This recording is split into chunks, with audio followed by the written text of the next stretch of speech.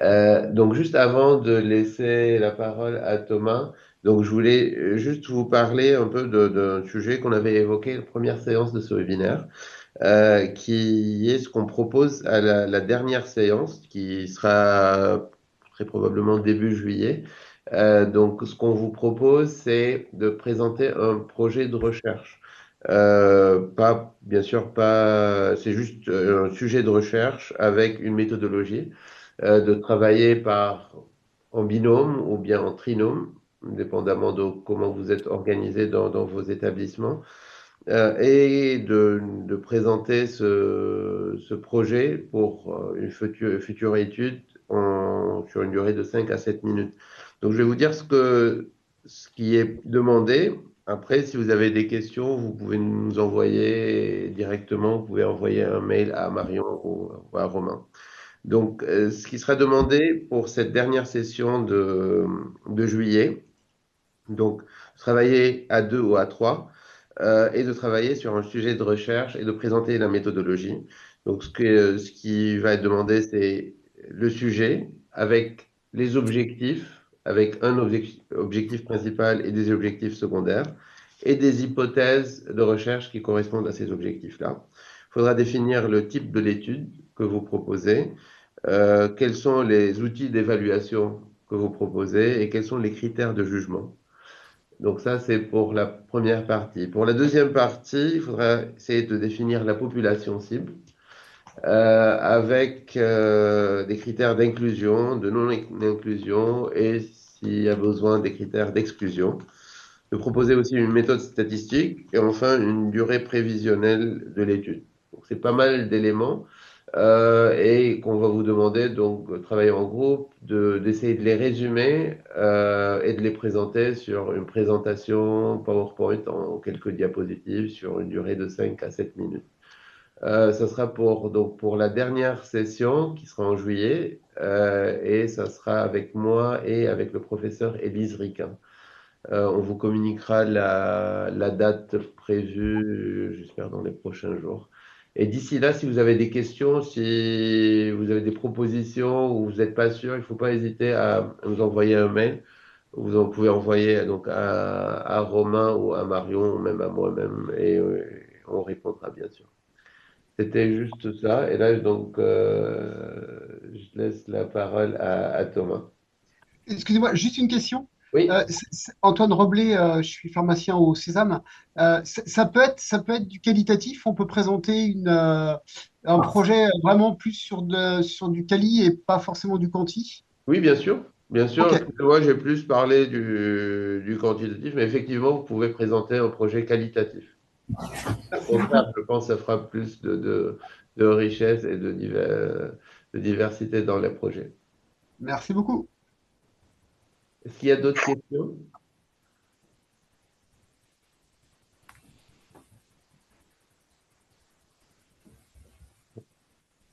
Bon, donc Thomas, c'est à toi. Super.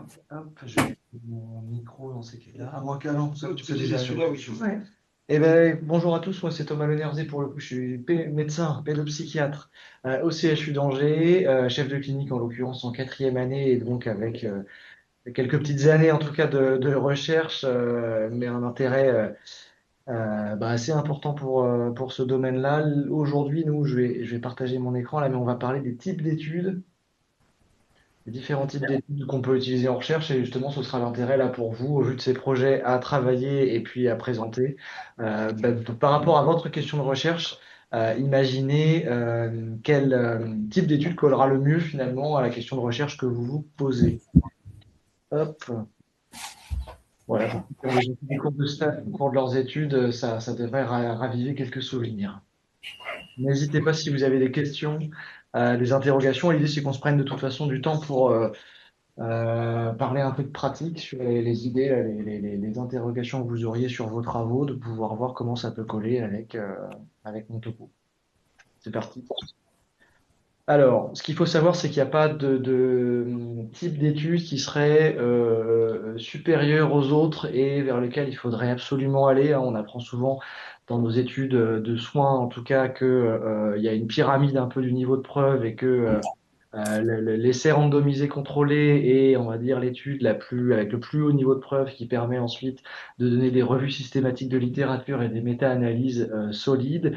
En l'occurrence, le type d'étude, l'étude vers laquelle vous devez vous pencher, c'est celle qui doit correspondre le mieux à votre question de recherche. Et parfois, certaines questions de recherche ne se prêtent pas à la réalisation d'un essai randomisé contrôlé. Parfois, c'est aussi la question de la temporalité, hein. Je pense certaines personnes qui sont connectées là et qui doivent, dans les années à venir, soutenir une thèse. Eh bien, vous allez voir que parfois l'aspect, voilà, méthodologique un petit peu de tout ça est aussi assez limitant. Premier message, mais peut-être le plus important de ce topo, c'est qu'il n'y a pas un meilleur étude que les autres. Il faut que ça corresponde le plus spécifiquement possible à votre question de recherche à vous. Et ce type d'étude, il doit être réfléchi en fonction de votre objectif. Est-ce que c'est décrire une population? Hein, je donnerai quelques exemples après. Est-ce que c'est rechercher une cause à une maladie, un syndrome, telle difficulté psychosociale? Est-ce que c'est évaluer une intervention, efficacité de la TCC ou un test ou un médicament par exemple? Et en fonction de la méthodologie, hein, est-ce que on veut plutôt s'approcher du quantitatif ou du qualitatif, sachant que parfois on peut faire du mixte. Voilà, le qualitatif est souvent, on va le voir, quelque chose qui est parfois hein, perçu comme plus simple. En réalité, la maîtrise des données dans le qualitatif est quelque chose qui peut faire assez peur et qui peut finalement être beaucoup plus chronophage et difficile à mettre en place que le quantitatif.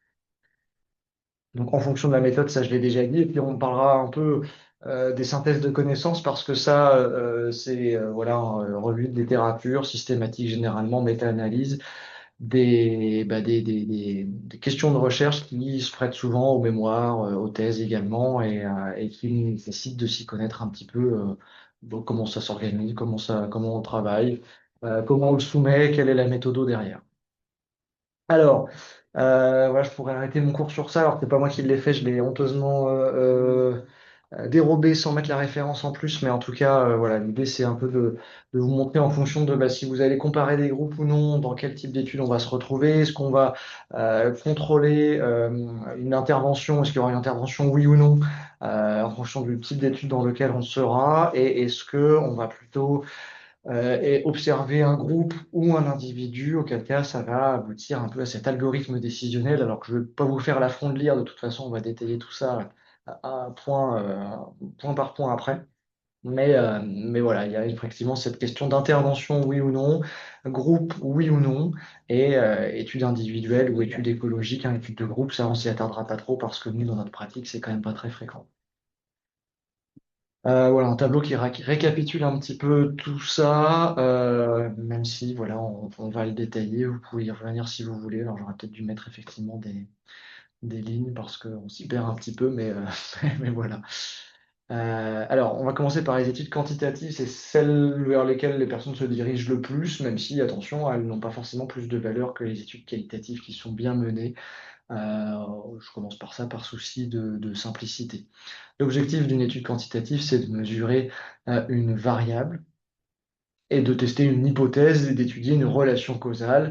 Par exemple, je ne sais pas moi, est-ce que avoir vécu un ou plusieurs traumatismes dans l'enfance, événements de vie adverses, occasionne un risque plus important d'avoir un trouble borderline ou un trouble de stress post-traumatique complexe, quoi, par exemple.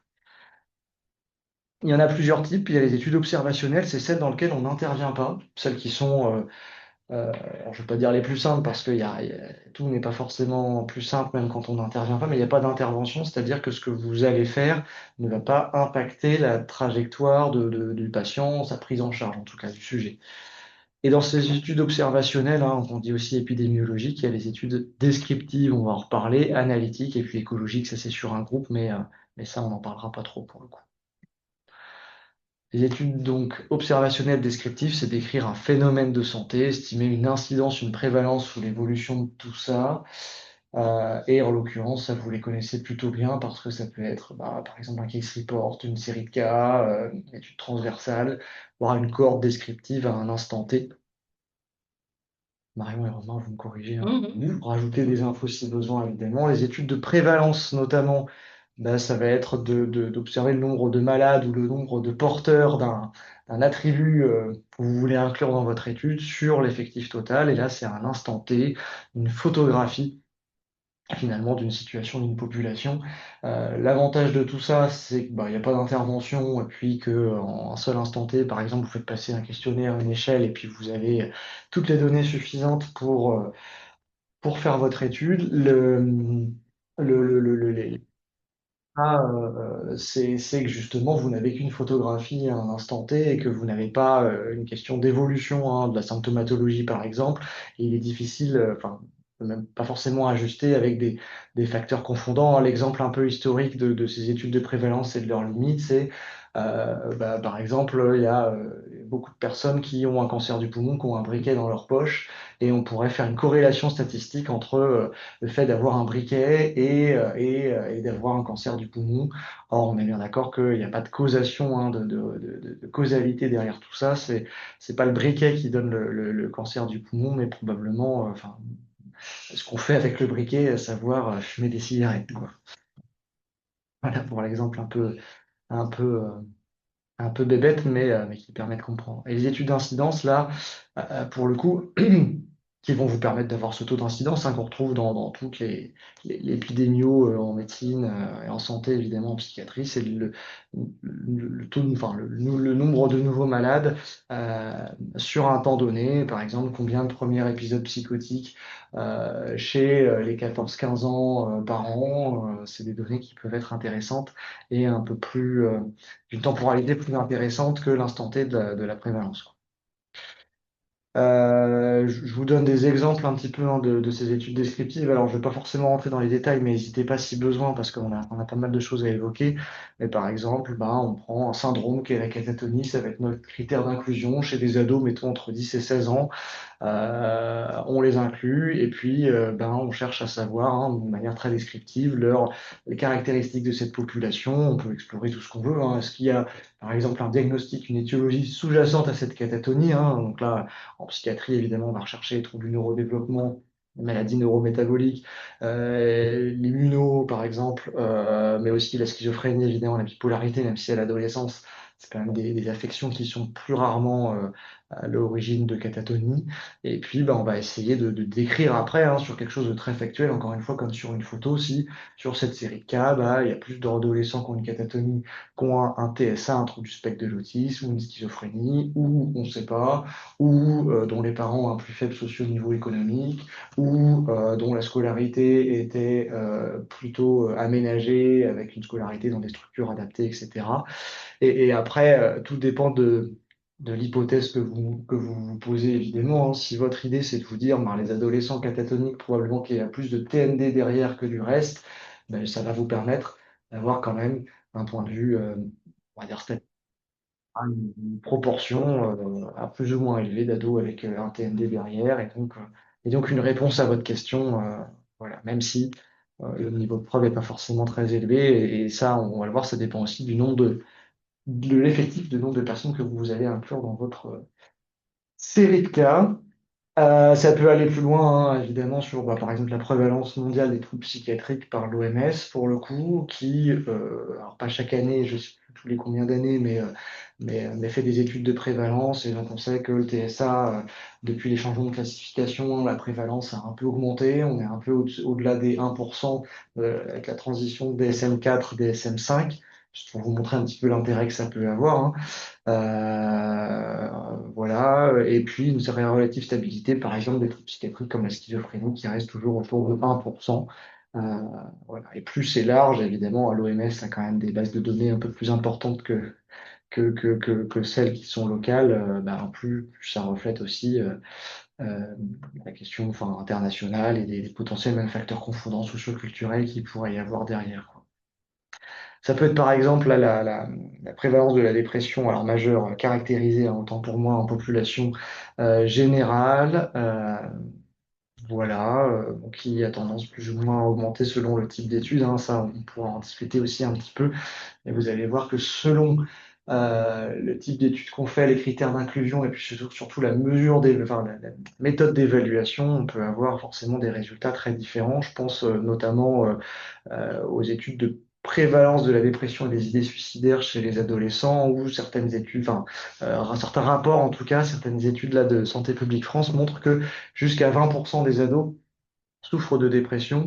En réalité, on leur a fait passer de manière auto-administrée la PHQ-9, la PHQ-9, qui est une échelle d'auto-évaluation des critères de dépression, et que vous conviendrez qu'en pratique, diagnostiquer une dépression, c'est un peu plus complexe que juste faire remplir aux ados une échelle dans leur coin.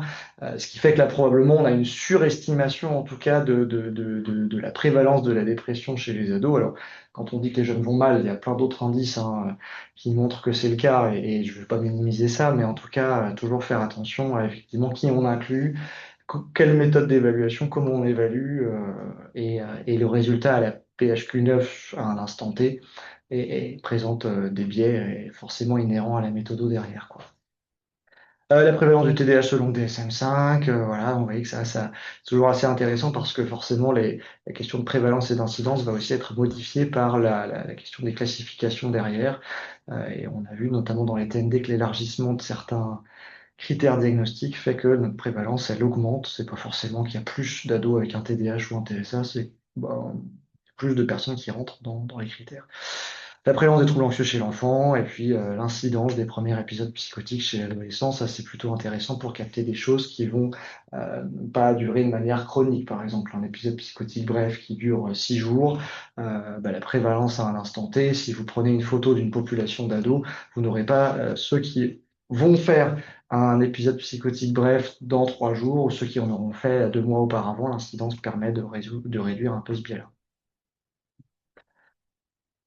Dans les études observationnelles, il y a aussi les études analytiques pour le coup, hein. Ça va être plutôt cas témoin, transversal analytique, et puis même les cohortes analytiques. Ça va servir à identifier les déterminants d'une cause, étudier une relation causale, par exemple l'exposition à une maladie, amiante, cancer du poumon, trauma, enfin événement de vie adverse, trouble borderline, cannabis, schizophrénie. Ça, c'est le type d'étude qui va permettre justement d'aller étudier cette relation à minima de corrélation, parfois de causalité, mais tout ça, ça va dépendre aussi des facteurs confondants. Par exemple, si je prends, enfin, je fais une cohorte en tout cas où j'inclus plein d'ados qui consomment du cannabis, et je veux voir la proportion de ces ados qui va évoluer vers une schizophrénie à, je sais pas, 1 an, 2 ans, 5 ans. Il y a quand même évidemment d'autres données que je dois recueillir. Par exemple, l'antécédent familial de schizophrénie, ça va pas du tout être pareil de développer une schizophrénie si je consomme du cannabis, si mes deux parents, mon frère et ma sœur, ont une schizophrénie, que s'il y en a pas du tout dans la famille. Et ça va être des biais de confusion à éviter et à réfléchir finalement dès le début de l'étude. C'est qu'est-ce qui va pouvoir finalement inférer dans l'interprétation de mes résultats, et ça, faut le réfléchir aussi en amont, quoi. Les cas témoins, c'est plutôt indiqué si on a une maladie rare et des délais longs. Alors en psychiatrie, on a pas mal de maladies, entre guillemets, dites rares, ou en tout cas pas si fréquentes que ça, donc ça peut être assez intéressant. Des exemples un peu de sujets de cas témoins, ce serait les facteurs qui seraient associés au TS chez l'adolescent. Alors là, c'est très très large, évidemment, mais on peut aller rechercher les facteurs biologiques. Il y a des études sur ça, rechercher les marqueurs d'inflammation de tel ou tel euh, interleukine dans le cerveau qui pourrait être associé statistiquement à la survenue de conduite suicidaire à l'adolescence. Ça peut être des facteurs psychosociaux, ça peut être évidemment des maladies, ça peut être juste le quotient intellectuel. Bref, tout ça permet de voir, par exemple, voilà, quels sont les déterminants, les facteurs qu'on a dans notre groupe de cas, c'est-à-dire la population avec des conduites suicidaires versus des témoins, généralement une population entre guillemets saine, c'est-à-dire sans conduite suicidaire. Et ça permet de faire des comparaisons statistiques après. Je parle pas trop de stats là aujourd'hui. C'est la prochaine fois. C'est la prochaine fois, un peu de suspense. Mais justement, on peut comparer directement entre deux groupes, et ça, c'est plutôt intéressant, et c'est voilà, encore plus intéressant que dans la prévalence ou l'incidence où on n'a pas de comparaison possible. Bon, voilà, les exemples, on pourrait en citer 15 000. Si vous en avez besoin d'autres, après, évidemment, on peut y aller, mais voilà un peu l'idée des cas témoins. Transversal, c'est étudier une association à un temps donné, par exemple TDAH et troubles anxieux, question des comorbidités, troubles associés en psychiatrie, elle est loin d'être l'exception, elle est plutôt la norme. Et effectivement, ça va être de voir si j'ai un diagnostic de TDAH, quel est le risque par rapport à quelqu'un qui n'a pas de TDAH que je développe tel ou tel trouble anxieux et à tel niveau de sévérité, ça c'est possible de l'étudier par ce biais. Par exemple, la corrélation des symptômes dépressifs et l'usage des réseaux sociaux. En ce moment, on entend beaucoup parler des écrans à tort et à travers. Et justement, on a vraiment besoin d'études derrière pour savoir ce que font les écrans sur le développement, sur le développement psychiatrique aussi, psychologique également. Et pour le coup, on a besoin de ce type d'études-là, de savoir quel réseau social j'utilise, combien de temps par jour, est-ce que dessus j'ai plutôt du contenu extrémistes avec la guerre, etc., des choses qui sont la politique, ou est-ce que je regarde plutôt des vidéos de chats et de ratons laveurs, et en fonction, on voit si c'est plus ou moins corrélé à une symptomatologie dépressive, quoi. Troubles du sommeil et suicidalité chez l'adolescent, par exemple, effectivement, on sait que les troubles du sommeil ils sont facteurs de risque de plein d'autres choses, et là, en l'occurrence, ce type d'étude permet de voir des associations, en tout cas à un temps donné, entre parfois peut-être insomnie ou retard de sommeil, décalage de phase et comportement suicidaire, quel type de comportement suicidaire, etc. Je suis désolé parce que je parle beaucoup et en même temps, c'est quelque chose qui est très théorique et assez purement théorique. Donc ouais, J'aurais un truc à dire après que tu aies fini sur les études observationnelles. Fini. Et puis les études de cohorte, pour le coup, qui permettent d'étudier une incidence selon l'exposition à un ou plusieurs facteurs donnés, avec par exemple cohortes danoises qui vont regarder la question des traumatismes infantiles et risque ultérieur de troubles psychotiques, un trouble du spectre de la schizophrénie. Notre cohorte qui va regarder l'adversité précoce et la psychopathologie à l'âge adulte. On est toujours un peu dans cette question d'événements de vie adverses, mais qui est quand même assez à la mode là au niveau de la recherche internationale. L'étude longitudinale sur par exemple l'inflammation et dépression. On sait que quand on a des maladies chroniques, on a un risque de souffrir de dépression plus important. Mais voilà, dans ces maladies chroniques, beaucoup, comme le diabète par exemple, ou d'autres maladies de l'immunité ou même métaboliques, peuvent conduire à de l'inflammation et d'essayer d'aller voir un peu le lien statistique, toujours entre tout ça. Entre les facteurs prénataux voilà, et les TND, évidemment, est-ce que le fait d'avoir une prématurité plus ou moins importante est un risque de TND? Quel type de TND? Forcément, c'est des questions là aussi à la mode. Quand on a une dépression à l'adolescence, comment ça évolue à l'âge adulte? Intéressant aussi, notamment dans le contexte des troubles de l'humeur qui apparaissent souvent, premièrement, par une dépression à l'adolescence, et puis potentiellement une cohorte nationale sur quel va être comment dire, le taux de nouvelles tentatives de suicide après une hospitalisation. La cohorte prospective, l'enquête, puisque c'est prospectif, ça veut dire tourner vers l'avenir, vers le futur. L'enquête, votre étude en tout cas, commence, vous le voyez sur la gauche, à gauche de la frise un peu voilà, la frise chronologique, puis l'exposition suivie, et puis après vous voyez effectivement si par exemple votre risque relatif de développer une schizophrénie il est plus important si vous avez consommé du cannabis, quelle quantité, pendant combien de temps, etc. On a besoin de Oui, philo, ça va. on est en pleine philo. Et on a un staff spécifique avec une visio à 14h30. On aura fini. Ça marche. Ouais. Merci. Rassure-toi. Et puis l'étude écologique dont je parlais, mais vraiment là on passe très très rapidement parce que voilà, sauf si j'en parlais beaucoup avec le DIRPSY, Non. parce que là c'est plutôt pour le coup par exemple, les observatoires régionaux de santé, et encore souvent on va quand même aller rechercher caractéristiques de l'individu plutôt que du groupe à part entière. Oui, je voulais dire que des études observationnelles, il y en a toujours eu, beaucoup. Dans énormément de services hospitaliers, il y a des cohortes, des grosses cohortes. Il y a un peu une nouvelle mode qui les remet un peu, on va dire, au goût du jour, parce qu'on appelle ça maintenant les données de vie réelle, avec des petits hashtags qui popent de partout sur les réseaux sociaux. Ça va pas, in fine, changer la prise en charge des patients de manière directe. C'est pas ce genre d'étude qui permet ça. Pour autant, c'est des des mines d'informations.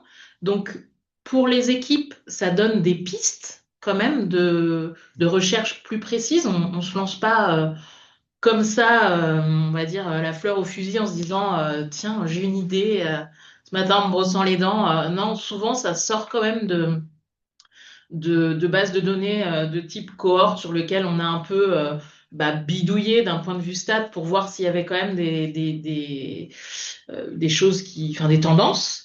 Et surtout, je pense particulièrement maintenant, et nous on l'entend sur nos dispositifs, là, nos fédérations régionales, c'est quelque chose dont les autorités sanitaires sont très friandes parce que eux, ça va potentiellement impacter les organisations de soins.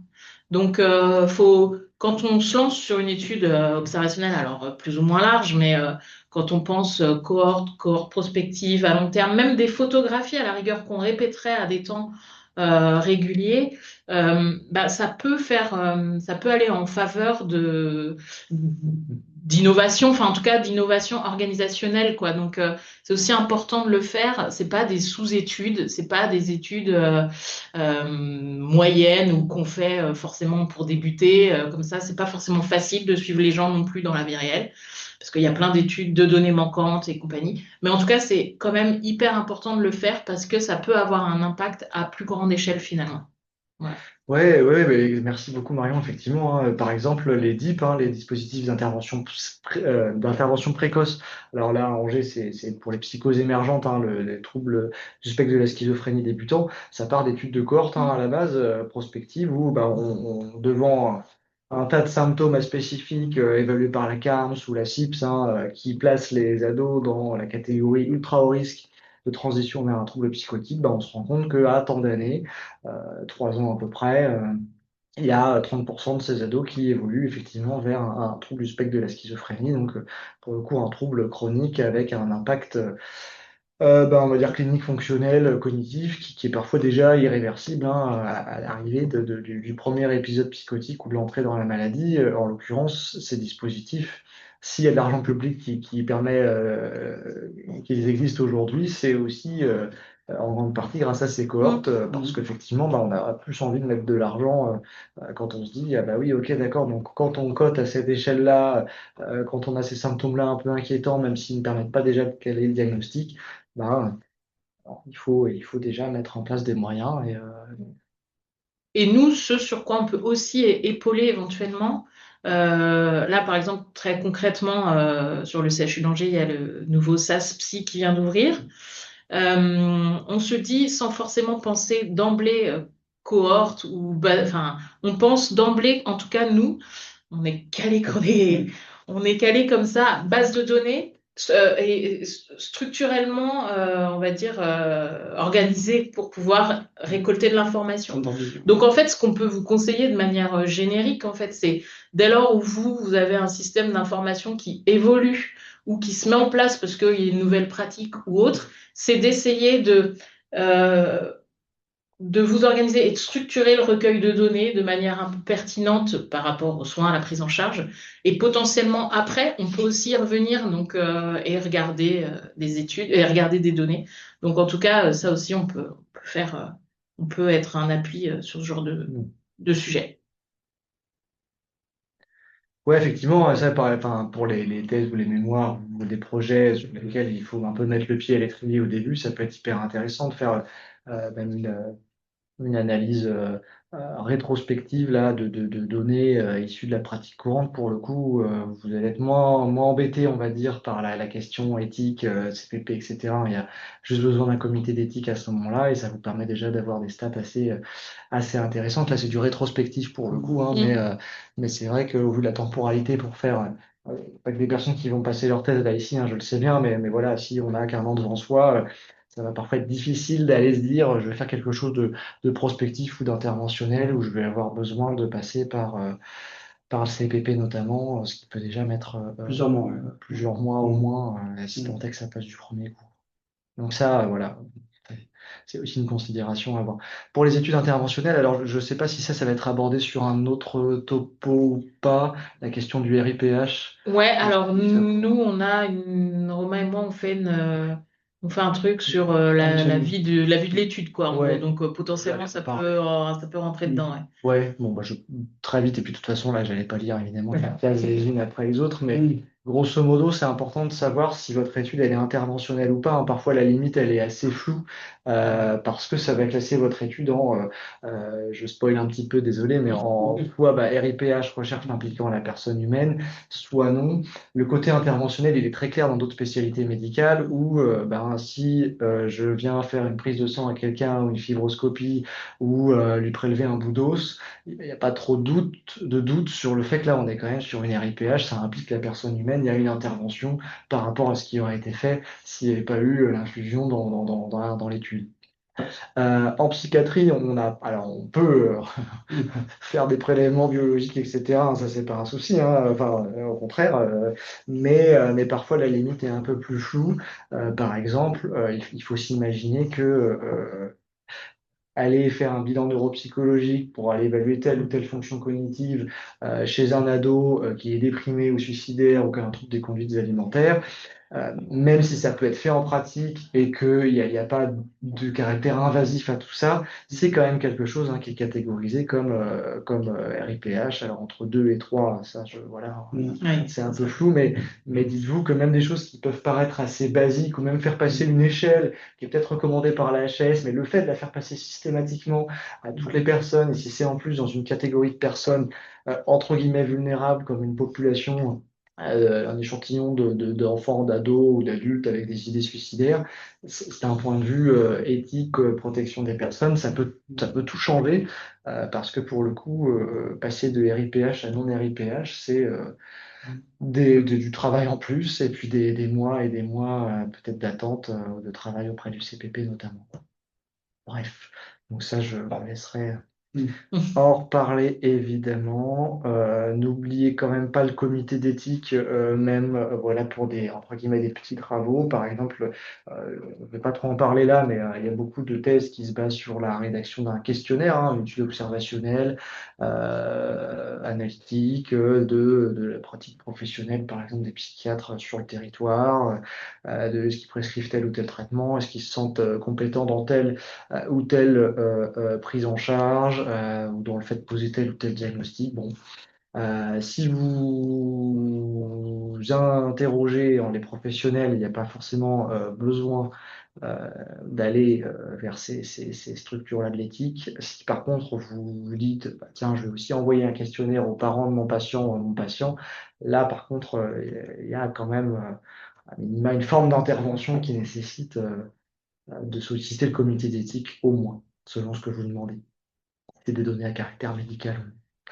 Bon, dans ces études interventionnelles, c'est-à-dire qu'on fait quelque chose en plus de la prise en charge classique, on a le haut de la pyramide, voilà, l'étude contrôlée randomisée, mais encore une fois, comme le disait Marion, le haut de la pyramide, ça dépend vraiment de votre question de recherche et tout dépend de l'intérêt que vous avez derrière à faire tout ça. L'étude randomisée contrôlée, c'est son objectif principal, entre autres, c'est d'évaluer l'efficacité d'une intervention. Et là, l'intervention peut être évidemment variée, ça peut être l'efficacité d'un programme de TCC ou de systémie ou de psychanalyse en prévention du suicide ou dans n'importe quel domaine, par exemple, d'ailleurs. Donc ça veut dire que vous prenez généralement deux groupes, avec un groupe d'enfants, d'ados, d'adultes avec des conduites suicidaires, euh, et auquel vous allez faire un programme de TCC bien établi. Il faut quand même avoir des données là à récupérer. Et puis l'autre, alors généralement, quand on a des idées suicidaires, on a quand même besoin d'un suivi psychothérapeutique. L'autre, vous proposez le suivi classique, c'est-à-dire, on va dire, par exemple, psychothérapeute, soit que la personne avait déjà avant, en tout cas, psychothérapie, on va dire, sans intervention, sans que ce soit votre programme TCC, quoi. Et à la fin de la durée de votre étude, de votre programme TCC en l'occurrence, vous voyez si je sais pas moi, 3 mois du programme TCC, 6 mois, 2 ans, par rapport à des échelles en tout cas données, soit de l'amélioration clinique, soit spécifique des conduites suicidaires, vous voyez si vous avez une amélioration statistiquement significative dans un groupe plus que dans l'autre. Évidemment, vous comparez ces résultats entre les deux groupes. Ça, c'est ce qui permet de voir si, par exemple, pour les études TCC, vous avez un effet de taille, une efficacité de cette thérapie-là. J'ai dit TCC, ça aurait pu être n'importe quoi à la place, évidemment. Voilà, par exemple. Par exemple, voilà, comparer de l'efficacité de deux traitements entre eux, hein, le méthylphénidate versus la tomoxétine, hein, qui est le traitement de seconde ligne du TDAH, même à l'âge adulte. Et pour le coup, voilà, sur des critères bien précis, qu'est-ce que vous voulez savoir? Est-ce que c'est sur les échelles du TDAH, hein, par exemple, est-ce que c'est sur la DHDRS? Est-ce que si c'est chez les ados, est-ce que c'est sur votre score à la SNAP-4 que vous allez vérifier si le méthylphénidate agit mieux que la tomoxétine? C'était notamment hein, une méta-analyse qui, voilà, quasiment il y a 10 ans déjà, qui a montré hein, en population pédiatrique que la fluoxétine avait euh, une efficacité, alors somme toute très très modérée, hein, mais dans la dépression non pas majeure, mais caractérisée de l'adolescent par rapport au placebo. Le fait de comparer au placebo, hein, ça permet évidemment d'avoir des résultats plus parlants, parce que l'effet placebo est notamment en psychiatrie quand même assez présent et assez important.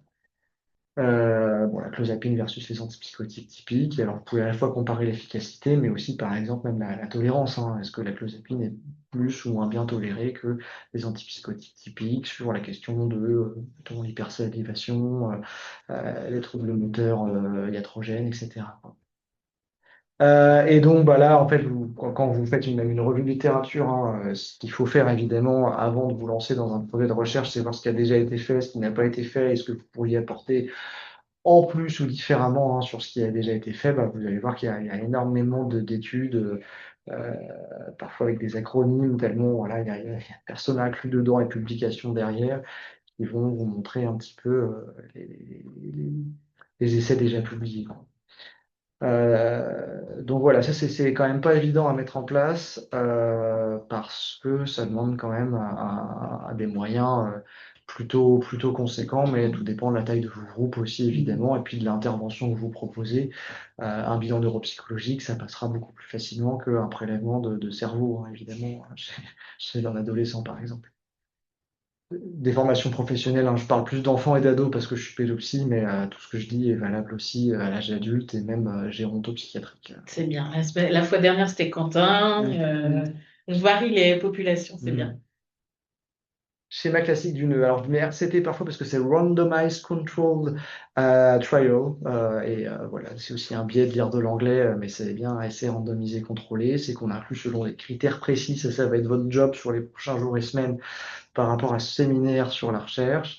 La randomisation, qui est assez importante, hein, qui va limiter justement le biais de savoir si on sait si le patient sait s'il va recevoir l'intervention ou s'il va pas la recevoir, c'est problématique. Alors en psychiatrie, c'est pas évident parce que généralement, si on tombe dans un groupe TCC ou pas TCC, on arrive quand même en tant que sujet à voir si on est en train de faire une thérapie TCC ou pas.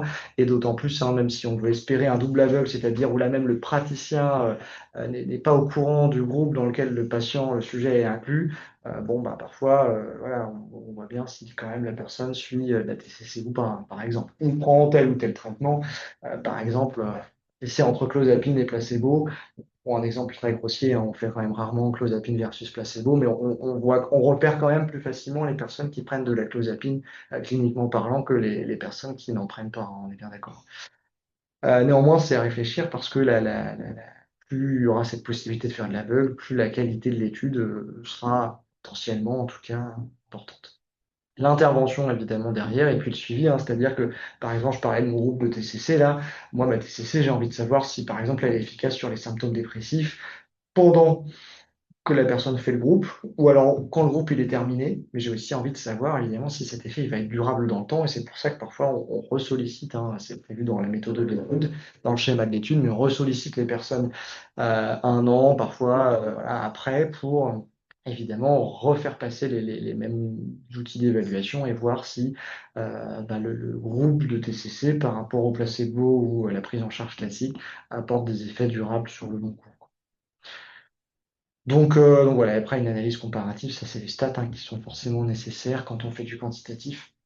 Et donc on va comparer soit la variation d'un score, ou le taux de rémission, les effets indésirables, l'efficacité du médicament. Et là, ça peut être soit sur des échelles d'hétéroévaluation, soit sur échelle de qualité de vie, par exemple, sans forcément savoir si ça va réduire les symptômes. Est-ce que la personne qui a suivi tel ou tel type de programme thérapeutique, bah, score de qualité de vie augmenté.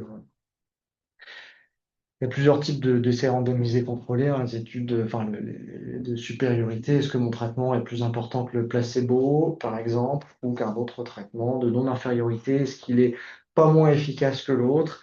Et puis alors le crossover où on va avoir les deux traitements successivement, parfois avec une période de wash-out entre les deux, hein. Par exemple, si je prends clozapine puis l'olanzapine, selon la clozapine et le temps que les effets du traitement positifs comme négatifs puissent disparaître. Parfois, on fait une petite pause de quelques jours, semaines, selon, avant de repartir vers le deuxième traitement.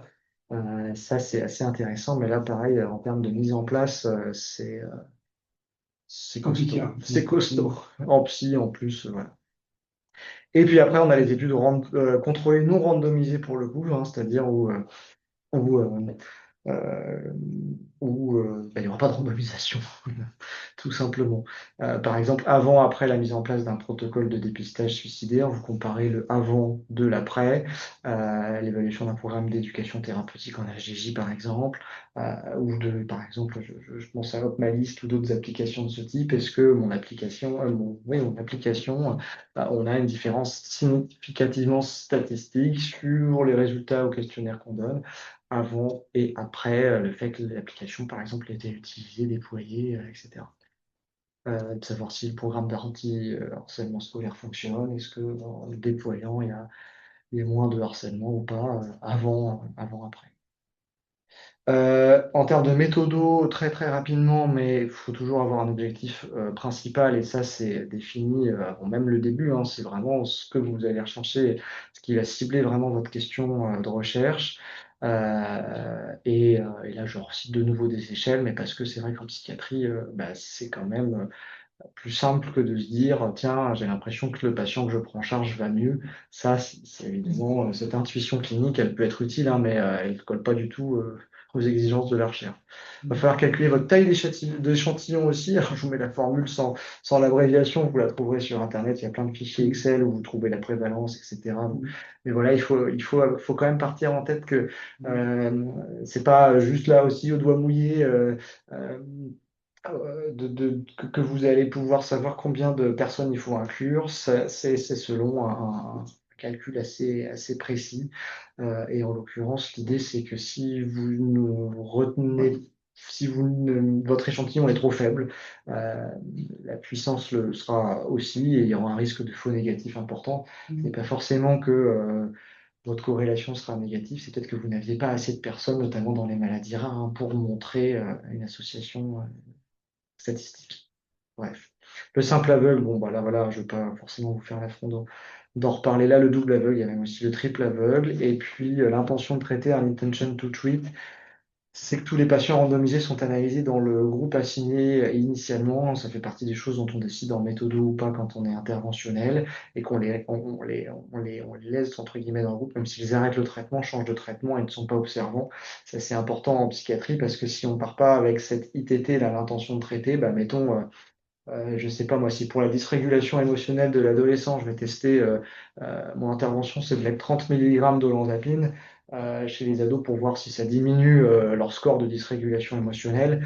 Vous imaginez bien que là, pour le coup, ils vont tous arrêter le traitement ou ne pas le prendre, et que si à la fin, je ne garde mon analyse statistique que sur ceux qui ont survécu à mon affront, de leur prescrire autant de l'olanzapine pour ça, eh bien, ça va forcément créer un biais absolument massif. En psychiatrie, il faut faire attention au taux d'attrition et au nombre de drop-out, c'est-à-dire de perdus de vue, hein, grosso modo, de personnes qui quittent l'étude. Et là, après, ça va induire la question de comment on gère les données manquantes. Il y a, mais là, c'est assez difficile, hein, des modèles mixtes, par exemple, de mesures répétées qui permettent d'exploiter les mesures disponibles. Parfois, il y a carrément on peut remplacer les valeurs manquantes avec imputation multiple de façon façon probabiliste avec voilà, des, comment dire, des outils statistiques qui sont pas toujours évidents à manier. Moi, je n'ai jamais fait en pratique en tout cas. Et puis parfois, on prend alors, le pire cas, entre guillemets. Par exemple, si c'est une étude qui évalue la mortalité dans le cas de telle pathologie ou tel traitement, bah, le pire cas, ce serait avec les patients dont on n'a plus de nouvelles, on considère qu'ils sont morts, quoi, par exemple, et un décès. Faut que je me dépêche. Ouais. Les limites importantes des essais randomisés, contrôlés randomisés en psychiatrie, pardon, c'est que c'est des patients très sélectionnés, hein. Vous allez souvent avoir, justement, vouloir observer de manière très précise une population très, très, très spécifique. Et ce qui fait que souvent, on voit dans les critères d'exclusion, vous regarderez dans les études, on exclut finalement, tout ce qui est de la vraie psychiatrie, hein. Je mets le patient typique du CMP, mais de la vraie vie, hein. On va enlever les TND sévères, le trouble du développement de l'intellect, les idées suicidaires, une schizophrénie qui serait un peu particulière, et à la fin, on a une population pure, entre guillemets, mais trop pure. Alors, pure pour la recherche, c'est important, mais pour les retombées cliniques de tout ça, effectivement, c'est toujours assez limitant, quoi. Bon, on pourrait en parler pendant des heures, mais voilà. Et le qualitatif quand même, parce que j'entends que certains d'entre vous veulent partir sur ça. Alors, je ne vais pas trop m'étendre non plus, parce que ça va vraiment dépendre de ce que vous voulez faire. L'idée, c'est d'explorer le sens donné au phénomène, hein, la phénoménologie, comprendre l'expérience vécue. Et en psychiatrie, évidemment, ça s'y prête tout à fait. Il y a plusieurs méthodes théoriques selon vers quoi vous voulez aller, hein. La phénoménologie, par exemple, le vécu subjectif d'un premier épisode psychotique. Donc, vous allez vous entretenir avec ça dépend, hein, soit la personne qui a vécu ce premier épisode psychotique, et puis vous allez vouloir recueillir des informations spécifiques, hein, quand même sur comment elle s'est sentie, l'estime de soi après ça, la conviction aux hallucinations, aux idées délirantes, quel retentissement psycho, affectif, émotionnel, comportemental, etc. Tout ça, évidemment, le qualitatif va permettre d'avoir un regard un peu plus précis sur ça. Ça demande un temps qui est très très conséquent, hein, et avant de se lancer dans la discussion avec les personnes, il faut déjà savoir un petit peu ce qu'elles sont susceptibles de répondre pour que, par exemple, si je dis, oui, non, moi c'était une catastrophe, après mon premier épisode psychotique, je me suis senti honteux, coupable, et je voulais plus rien faire, j'avais plus d'espoir, il faut déjà savoir un petit peu si cette personne va, entre guillemets, cocher les cases de, par exemple, le ressenti de culpabilité, si vous vous attendez à ça, etc. Bon, je vous cite pas forcément le reste parce que déjà on n'a plus le temps, et puis juste le lire, c'est pas très intéressant. Vous aurez potentiellement une diapo. Oui. Ouais, bon, voilà. Puis au moins le replay. Le replay. Ouais. Et puis vous tapez recherche qualitative sur Internet, vous aurez plus de choses plus intéressantes que ce que je vais vous dire là. Alors là, pour le coup, le recueil des données, c'est par des entretiens qui sont structurés, semi-structurés, approfondis, ou des focus group par exemple. C'est pas juste de l'improvisation, hein. Parfois, beaucoup de personnes pensent que la recherche qualitative, c'est juste on discute et puis après on interprète un texte. Non, non, ça ça fait partie de la recherche qualitative, mais c'est pas forcément la plus costaud, on va dire. Donc ça demande quand même d'être structuré. L'observation, elle peut être pardon, directe, mais pas forcément, hein. Ça peut être, par exemple, je fais de la thérapie d'échange et de développement avec des enfants qui ont un autisme. Je vais regarder après toutes les vidéos pour voir un peu la qualité de l'interaction entre l'enfant et le thérapeute, par exemple. Voilà, et puis ça participe aussi aux méthodes de consensus, hein, notamment la recherche Cali, mais là je me permets de passer parce que normalement vous n'allez pas rédiger les nouvelles recommandations HAS en bord de ce séminaire, je ne pense pas. Et là, ok, et la synthèse des connaissances, parce que quand même, voilà, beaucoup de travaux vont vers ça et ça demande moins de considération éthique, etc. Revue systématique de littérature, méta-analyse, synthèse quali. Évidemment, alors là, la revue systématique, c'est on inclut non pas des gens, des sujets, mais des articles déjà publiés, hein, généralement sur un sujet donné. Notre critère d'inclusion, ça va être souvent appuyé par une question de recherche, mais je crois que Marine a déjà fait un cours sur ça, C'était Quentin sur finalement. PubMed. Ah, c'était Quentin finalement, ouais, d'accord. Ok. Et là, voilà, pareil, un PubMed, c'est pas forcément ChatGPT, il faut lui demander les choses de manière très, très, très, très précise, d'où l'idée de systématiser ça derrière. Et les méta-analyses, en plus, on fait des analyses statistiques derrière, c'est encore plus complexe. Voilà ce que je peux vous dire. Je passe très vite, hein, je suis désolé. Et à la fin, quand même, si vous voulez publier, parce que c'est vrai que faire de la recherche sans publier, ne pas valoriser son travail, malheureusement, hein. Il y a beaucoup de choses à se dire à ce sujet, mais là, on n'a pas le temps. En tout cas, il faut déjà aussi savoir si vraiment vous, votre objectif, c'est de faire de la recherche pour publier. Pour la voie universitaire, il n'y a pas le choix, hein, par exemple. Donc, il faut déjà savoir, finalement, même avant de réfléchir à son sujet de recherche, ben, tiens, ça, potentiellement, je pourrais le publier dans tel type de revue. Et cette revue-là, ben, elle accepte pas les case reports, donc je vais pas faire de case report. Je vais plutôt faire une revue systématique de littérature ou un article original. Et je sais que, au vu de ce qui a déjà été publié dans la revue, il publie plutôt ça. Donc, ça peut quand même aiguiller sur ce que vous allez faire et comment vous appuyez sur ce qui a déjà été fait, ce qui a déjà été publié et quel type de revue vous allez aussi viser derrière. Parce qu'un article qui n'est pas publié, malheureusement, c'est parfois un article aux oubliettes et qui n'est pas cité, qui n'est pas lu. Et je vais pas dire qu'il sert à rien parce que c'est jamais le cas, mais en tout cas qui va pas être valorisé. C'est juste. On a un Voilà. webinaire dédié à la valorisation. Ah bah. Le 9 juin, la date est toute fraîche, c'est le 9 juin. De toute façon, c'était ma dernière diapo, donc bah, ça laissera un peu de suspense, Suspense pour la suite. Ouais. N'hésitez pas si vous avez des questions. Il y a encore quelques minutes avant qu'on nous réquisitionne notre matériel, visiblement. Effectivement. Hum, Bon, ouais, le format est forcément très théorique. N'hésitez pas si vous avez des suggestions pour rendre ça un peu plus vivant, mais d'un autre côté, je me souviens de moi en première année de médecine devant ces mêmes cours-là, et à part apprendre par cœur au début, et je ne voyais pas trop comment faire. Après, plus vous lisez d'articles, plus vous vous rendez bien compte de quoi ça parle en fait, hein. Si vous publiez, bah là, c'est très clair parce que vous devez absolument savoir quoi faire, comment et comment le soumettre. Et là, il n'y a plus de mystère. Et il n'y a jamais qu'un seul chemin, en fait. Enfin, même s'il y a toujours un meilleur chemin, à travers toutes les possibilités, même dans les études interventionnelles ou observationnelles, il y a quand même, on a toujours moyen de pouvoir adapter la méthodologie aussi à la réalité euh, enfin, au contexte dans lequel on le fait. Je pense souvent, enfin, pour avoir monté pas mal d'études, notamment quand on part, on se dit, ouais, on va faire une étude contrôlée randomisée, puis on va voir les statisticiens, et puis ils nous disent, oh, mais faudra 653 patients. Et là, on se dit, oh mon Dieu, bah, jamais, c'est pas possible, quoi, en fait. Enfin, ça peut l'être dans plein d'endroits, mais dans certaines prise en charge, bah, on n'aura jamais la possibilité de le faire. Ah, donc, soit effectivement on part avec d'autres partenaires, ou alors bah, on revient à enfin, on choisit d'autres méthodologies qui sont plus adaptées à la patientèle qu'on a à suivre, à la réalité du terrain. Effectivement, la recherche, c'est pas la vraie vie. Enfin, la recherche, du moins celle qui est interventionnelle, c'est pas la vraie vie.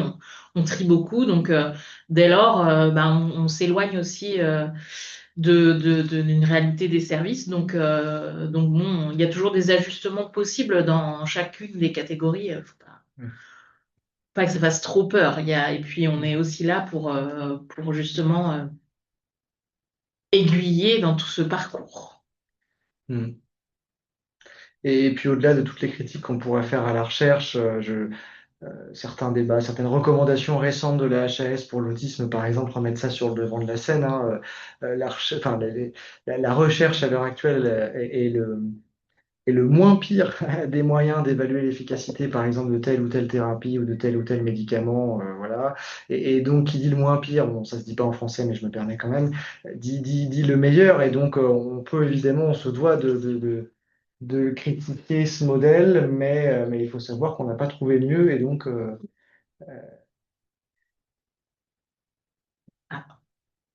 et voilà. On va tous partir. Oui, de toute façon, on va se faire éjecter nous aussi. Merci beaucoup. Le prochain webinaire, c'est sur les statistiques. C'est le 31 mars avec le docteur Michel. Et du coup, ça va être super aussi. Ah oui, là, très clairement. Merci à tous. Il faut être là.